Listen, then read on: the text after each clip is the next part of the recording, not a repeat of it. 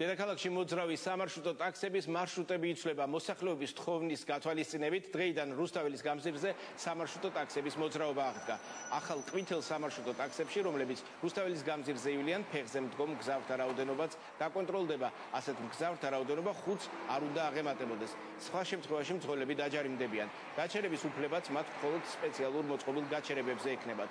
უახლოეს მომავალში სამარშრუტო ტაქსების ხაზის აღდგენა ჭავჭავაძის გამზირზე ვაკე საბურთალოს მიმართულებითაც იგეგმება. პირველად რუსთაველზე გავიდა 2 ნომერი, რომელიც მოძრაობს ისნის რაიონიდან უნივერსიტეტის მაღლივი კორპუსის მიმართულებით.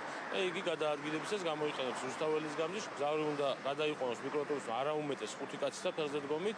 ყველა მიკროავტობუსის მარშრუტი უნდა გაჩერდეს აუცილებლად ავტობუსის გაჩერებაზე, რაც კაცად გაკონტროლდება ჩვენს მიერ. ამ ეტაპიდან უკვე როგორც კომპანია დაპირდა მოსახლეობას, დაიწყება მეტი აქცენტების გაკეთება მომსახურების ხარისხის გაზდაზე, კერძოდ 5 მგზავრზე დაკონტროლდება მკაცრად ფეხზე მდგომი მგზავრების რაოდენობა და როგორც ადრე გაცხადა, ეს არ გადააჭარბებს 5 მგზავრს.